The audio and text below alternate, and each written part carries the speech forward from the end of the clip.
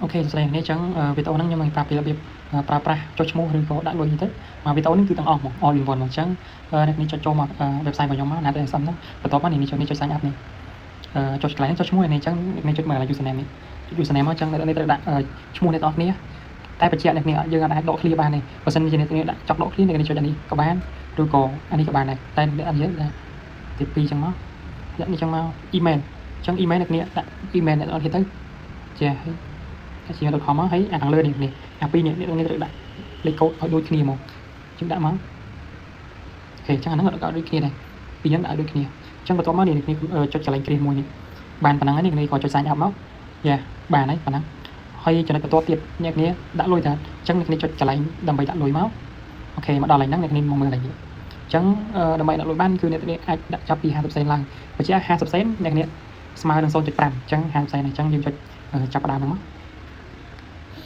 ចំណុចបន្ទាប់នេះគេប្រាប់ឲ្យថា zoom screenshot QR code នេះដើម្បីទៅបង់ប្រាក់នៅធនាគារណាមួយក៏បានបន្ទាប់ពីយើង payment ហើយយើងត្រឡប់មកកន្លែងហ្នឹងអញ្ចឹងយើង screenshot មកហើយខ្ញុំទៅ scan នៅក្នុង AC អូខេអញ្ចឹងយើងចូលទៅ scan មក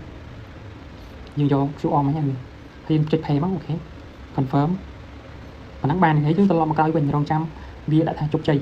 អ្នកគ្នាមិនបាច់ចុចថយក្រោយនេះចាំមើលកន្លែងហ្នឹងរហូតនេះតើថាបានពីតែអញ្ចឹងបានន័យថាលុយរបស់យើងនឹងបានជោគជ័យហើយអញ្ចឹងអ្នកគ្នាចូលទៅចុចកន្លែងនេះចុចទៅទំព័រដើមយកទៅទំព័រដើមនេះឃើញលុយចូលហើយហើយកន្លែងនេះ dashboard ប៉ុណ្ណឹងយើងចង់មើលថាឈ្មោះ username របស់យើងនេះបន្ទាប់មកទៀតអ្នកគ្នាចង់អ្នកនេះមើលទៅវិញទៅ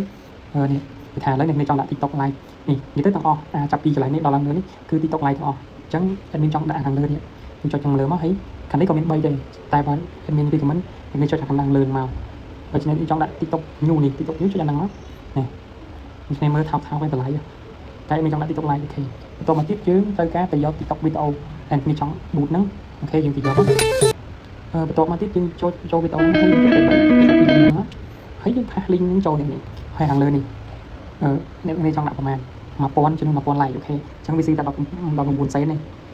បញ្ជាក់កន្លែងហ្នឹងលុយយើងមានចំនួន50សេនអញ្ចឹងអ្នកទាំងអស់គ្នាមើលកន្លែងនេះបើសិនជាគេដាក់ចំនួនច្រើនហើយទឹកលុយយើងអត់គ្រប់ក៏យើងអត់បានដែរអញ្ចឹងអាចមានដាក់តា500 like នេះគឺយើងចុច new order មក